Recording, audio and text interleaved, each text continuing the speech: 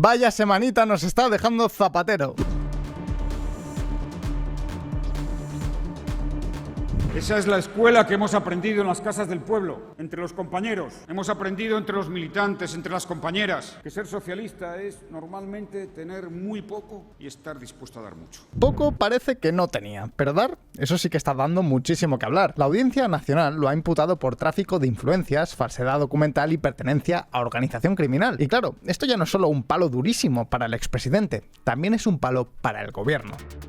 El caso Zapatero conmociona a los votantes socialistas. El 48% pide elecciones ya y el 44% que se le suspenda de militancia. Queridos amigos, Zapatero lo ha vuelto a hacer porque no, esta no es la primera vez que deja al Partido Socialista a dos velas. En el año 2011 hizo algo muy parecido. Es verdad, no tuvo que ver con la corrupción, pero es que, aunque hoy nadie se acuerde, Zapatero dejó España en una situación tan catastrófica a nivel económico que tuvo que retirarse antes de las elecciones. Tuvo que ceder el testigo a Rubalcaba y marcharse por la puerta de atrás. Pero es que ni siquiera eso salvó los muebles. En las siguientes elecciones, el Partido Popular obtuvo 186 escaños, mayoría absoluta. Y claro, con el tiempo ya pasado, ahora mucha gente se hace una pregunta. ¿Tan mal lo hizo Zapatero? ¿De verdad arruinó España con su gobierno? Pues bien, eso es justamente lo que vamos a ver en este vídeo, pero ya os puedo adelantar que sí. Durante su presidencia, el déficit público pasó del 0,1% del PIB al 9,7% en 2011. La deuda pública pasó del 46% al 70%. El número de parados pasó de 2 a más de 4 millones. Y la prima de riesgo pasó de prácticamente 0 a los 500 puntos básicos. Y sí, alguno dirá que de por medio hubo una crisis devastadora, que no fue culpa de Zapatero, pero ojo, porque la crisis en realidad golpeó a medio mundo. Y sin embargo, España fue de los países más destruidos. ¿Por qué motivo? Pues porque el gobierno de Zapatero no solo negó sistemáticamente la realidad y no hizo nada para prepararse, es que además su gestión para la recuperación fue desastrosa. Los datos lo dejan claro. Después de la crisis, los salarios en buena parte del mundo crecieron, pero en España se quedaron estancados. Si comparamos con las economías de la OCDE, España se quedó en el furgón de cola, solo por detrás de Italia, Japón y México, países que no han sido precisamente un gran ejemplo. La renta real de los españoles lleva 2 décadas estancada y el único grupo de edad en mejor posición que antes son los mayores de 75 años. Todo lo demás paralizado o peor. ¿Y sabéis lo que hace esto especialmente doloroso? Pues que España venía de lo que en las mejores escuelas de economía del mundo se estudiaba como el milagro económico español, un país que había crecido a una velocidad que dejaba boquiabiertos a propios y extraños, y que en apenas unos años lo tiró todo por la borda. Ahora bien, ¿fue todo esto realmente así? ¿Fue Zapatero el culpable? ¿Qué fue lo que hizo tan mal? ¿Y cuánto de lo que vino después es responsabilidad suya y cuánto era inevitable? Pues bien, eso es exactamente lo que vamos a ver. Pero antes quiero daros una noticia que muchos lleváis mucho tiempo esperando. Y es que por fin, por primera vez este año, después de muchos meses y cargados de novedades, volvemos a abrir las puertas a nuevos alumnos en la especialización universitaria en inversión multimercado y diversificación que impartimos junto a la Universidad de las Hespérides. Para quien no lo conozca, se trata del primer programa de una universidad española diseñado para aprender a invertir desde cero hasta lo más avanzado con seguridad, control de riesgos y en diferentes mercados como la bolsa, la renta fija, materias primas como el oro, el mercado inmobiliario o los derivados financieros. Reunimos a los mejores profesionales del sector financiero para crear la mejor formación existente, y todo ello con clases online adaptables, atención personalizada y un título universitario con 30 créditos para reforzar tu currículum. Y amigos, los resultados han hablado por sí solos. Por el programa ya han pasado cerca de 5.000 personas,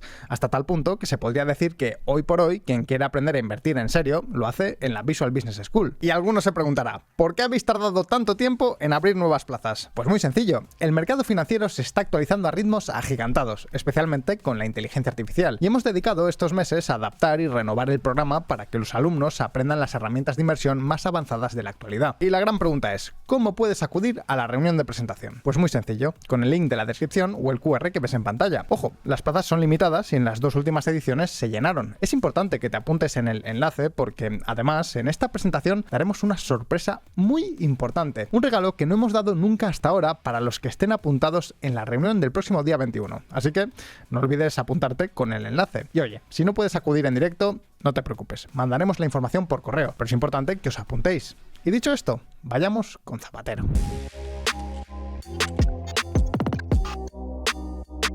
En abril de 2004, cuando Zapatero llegó a Moncloa, España llevaba casi una década creciendo por encima de la media europea. La deuda pública bajó al 40%. Era la primera vez en décadas que un presidente saliente, Aznar, dejaba el país con menos deuda de la que había encontrado. El desempleo había caído del 25 al 11,5% y gracias al euro, España se financiaba a tipos de interés idénticos a los de Alemania, algo sin precedentes para un país con una larga historia inflacionista. Ahora bien, ¿era la herencia de Aznar una herencia perfecta? Pues no. Y aquí es donde la cosa se pone interesante, porque los problemas estructurales existían. La burbuja inmobiliaria llevaba años inflándose, el crédito crecía a ritmos insostenibles, el mercado laboral era tan rígido que generaba una temporalidad del 30%, las cajas de ahorro tenían una gobernanza tan politizada que eran una bomba de relojería, el sistema educativo tenía un abandono escolar que duplicaba la media europea, y el sistema de pensiones... Pues bueno, ya os imagináis. Lo que estaba claro es que España necesitaba reformas, y justo ese, cuando Zapatero gobernaba, era el mejor momento posible para hacer esas reformas tan necesarias. Porque como imaginaréis, una cosa es reformar cuando las cosas van bien, la gente tiene trabajo y sobra el dinero, y otra muy distinta cuando el país está en llamas. Zapatero tenía todo lo que un presidente podía desear para su país. Y la pregunta es, ¿qué hizo con todo eso? Amigos, el primer pecado de Zapatero fue la omisión, y la omisión más grave de todas fue no pinchar la burbuja a tiempo. En 2004, el rally inmobiliario llevaba ya 6 o 7 años inflándose, y esto no era desconocido dentro de la administración de Zapatero. De hecho, varios miembros de su propio equipo de gobierno habían escrito sobre la burbuja en los medios antes de llegar al poder. Es decir, que sabían de la existencia del problema, no era un secreto. Al llegar, podrían haber endurecido los criterios de concesión para las hipotecas, haber reformado la fiscalidad de la vivienda para eliminar las deducciones que incentivaban la compra sobre el alquiler, haber presionado al Banco de España para que exigiera más provisiones a los bancos por su exposición al ladrillo. ¿Pero qué hizo el gobierno de Zapatero? Nada. Es más, no es que no hicieran nada, es que el gobierno mantuvo todas esas deducciones fiscales a la compra de vivienda y dejó que las cajas siguieran prestando sin control. Y amigos, esto nos lleva directamente al segundo gran pecado de omisión: no reformar las cajas de ahorros. Las cajas de ahorro eran entidades financieras que nacieron en el siglo XIX para dar acceso al crédito a las clases populares que los bancos tradicionales ignoraban, sin accionistas, sin ánimo de lucro, destinando parte de sus beneficios a obra social. El problema era la gobernanza. Con el tiempo, sus órganos de dirección acabaron controlados por políticos, y lo que había nacido como una institución de servicio público se convirtió en un instrumento de poder regional con escasa supervisión real. Y ojo, porque no estamos hablando de algo anecdótico. Las cajas manejaban la mitad del dinero bancario de todo el país. ¿Y cuál era el problema? Pues que cuando quien gestiona el dinero ajeno no responde ante accionistas, sino ante políticos, los incentivos se tuercen por completo. Las cajas prestaban a los promotores inmobiliarios amiguetes de la política, financiaban obras públicas sin ningún criterio de rentabilidad y tomaban riesgos que ningún gestor profesional con dinero propio en juego habría aceptado jamás. Reformar todo esto en 2005 o 2006, en plena bonanza, habría sido el momento ideal, pero no se tocó. El gobierno de Zapatero no hizo nada para arreglarlo. Y es que tened en cuenta que al final las cajas eran la mina de oro de la corrupción. Pero cuando la burbuja se pinchó, el sistema se vino abajo con un rescate que costó decenas de miles de millones de euros al contribuyente español. Aunque amigos, la historia no acabó aquí. Zapatero tuvo un tercer pecado por omisión. El mercado laboral español tenía una disfunción estructural gravísima que venía arrastrándose desde la transición. El modelo se basaba en una división radical entre dos tipos de trabajadores. Por una parte, los que tenían contrato indefinido con protección máxima y costes de despido altísimos, pero por otra parte, los que tenían contratos temporales con casi ninguna protección. De esta forma, en lugar de tener una protección gradual para todos, había una hiperprotección para unos y un desamparo total para el resto.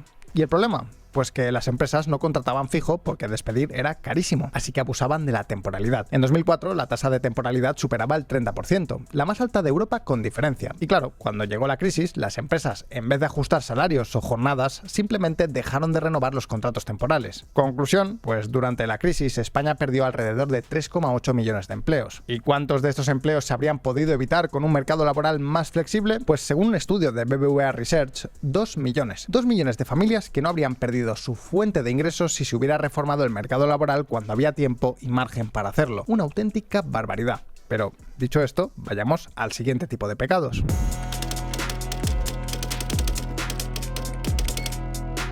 Zapatero no solo se quedó quieto cuando debería haber actuado, también actuó cuando no debería haberlo hecho. Y algunas de esas actuaciones tienen consecuencias que todavía se están pagando a día de hoy. Y la más espectacular de todas es la burbuja fotovoltaica. En 2007, el gobierno de izquierdas del PSOE, como buen gobierno de izquierdas, se propuso impulsar las energías renovables para reducir la dependencia del petróleo y cumplir los objetivos de Kioto. Para ello, garantizó a las empresas energéticas una rentabilidad fija muy por encima del mercado durante 25 años. Ojo, les garantizó esta rentabilidad independientemente de lo que pasara con los costes de producción de la energía solar. Y aquí es donde la cosa se puso interesante. En ese mismo momento, el precio de los paneles solares estaba cayendo en picado. Así que lo que en 2004 era una prima razonable, una recompensa a las empresas energéticas que instalaban energías renovables, para 2007 era un regalo absolutamente desproporcionado. Eran subvenciones sin sentido porque precisamente el coste de las renovables había bajado, pero la prima seguía siendo altísima. Además, el decreto no ponía un límite real a la cantidad de instalaciones que podían acogerse a estas primas. Y la banca, que ya empezaba a ver crujir las paredes de la burbuja inmobiliaria, volvió la cabeza hacia el BOE y vio negocio. Bancos, promotores, agricultores, inversores de todo tipo, todos instalando paneles a toda velocidad para cobrar la prima garantizada durante décadas. ¿Y quién pagó todo eso?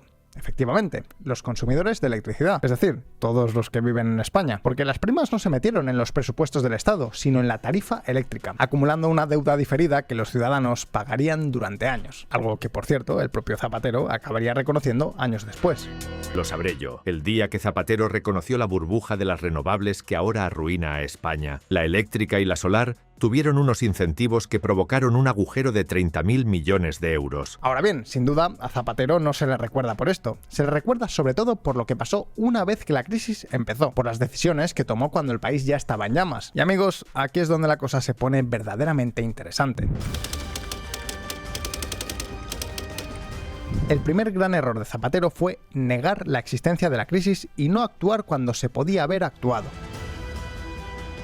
En agosto de 2007, los mercados financieros internacionales habían empezado a temblar. El problema de las hipotecas basura en Estados Unidos comenzó a contaminar el sistema financiero global. En España, ese momento debería haber sido la señal de alarma definitiva. La burbuja ya había pinchado. El precio de la vivienda había empezado a caer. Las ventas de pisos se desplomaban. El paro empezaba a subir. Cualquier persona con acceso a los datos sabía lo que estaba pasando. Pero de quien estamos hablando es de don José Luis Rodríguez Zapatero, en plena campaña electoral, y que nos dejó, pues, lo que es probablemente una de las mentiras más grandes de la historia democrática española. No estamos en una crisis económica. En el año 2007 se han creado casi 500.000 empleos en España. Casi 500.000 empleos. En 4 años, 3 millones. Tenemos la tasa de paro más baja de la historia y, por primera vez en la historia, más de 20 millones de personas trabajando. Esa declaración no fue un error de análisis. No fue que Zapatero no viera la crisis. Fue una decisión deliberada para ganar las elecciones de 2008. Y lo cierto es que funcionó. En marzo de ese año, con el paro ya disparándose y la burbuja ya pinchada, Zapatero ganó su segunda mayoría. Y el coste de esa mentira no fue solo moral. Fue que se perdieron meses cruciales en los que todavía había margen para actuar con menos daño. Y entonces llegó septiembre de 2008. Cayó Lehman Brothers. El pánico se extendió por todo el mundo y el crédito internacional se congeló. Y amigos, ya era demasiado tarde.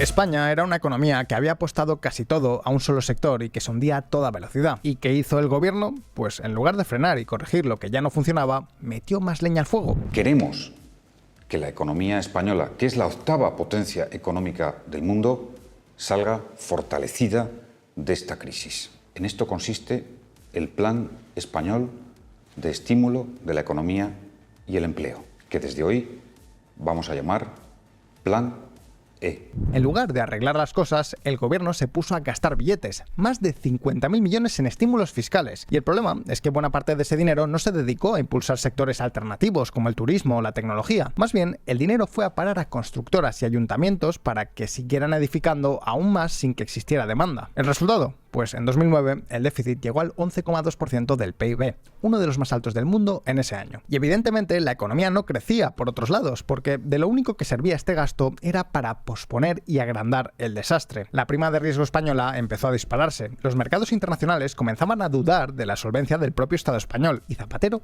lo sabía. Forzado por los socios europeos, por los mercados y por el propio Barack Obama, que lo llamó personalmente para pedirle que actuara, el presidente anunció un plan de ajuste. Y amigos, así llegamos a los famosos recortes.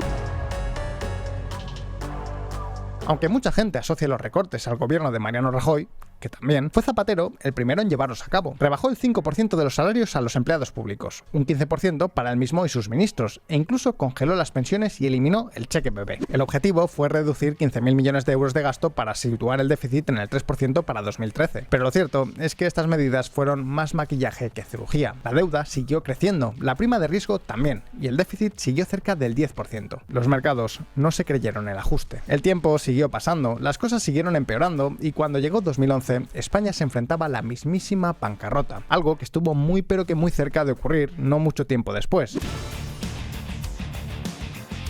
Con 5 millones de parados, con una prima de riesgo disparada, con una economía que no levantaba cabeza, Zapatero anunció que no se presentaría a las elecciones, dejaba al testigo a Rubalcaba y se marchaba por la puerta de atrás del mismo partido que había dejado destrozado. Conclusión: la gestión de Zapatero en la crisis no se basó en arreglar los problemas, se basó en posponer la catástrofe, haciendo la bola de nieve cada vez más grande. Por culpa de eso, España pasó a prácticamente duplicar su deuda pública. El desastre acabó sucediendo igual, y hoy los jóvenes pagamos día a día esa deuda que nunca debió haber existido. Ahora bien, ¿vosotros qué creéis? ¿Habría tenido España otro rumbo con otro presidente? Y de ser así, ¿cómo sería hoy este país? Podéis dejarme vuestra respuesta en los comentarios. Y como siempre, no olvidéis que aquí en Visual Economics sacamos vídeos nuevos todas las semanas, así que suscribiros a este canal y dale a la campanita para no perderos ninguna de nuestras actualizaciones. Si os ha gustado este vídeo, dadle a like y nos vemos en el próximo. Un saludo y hasta pronto.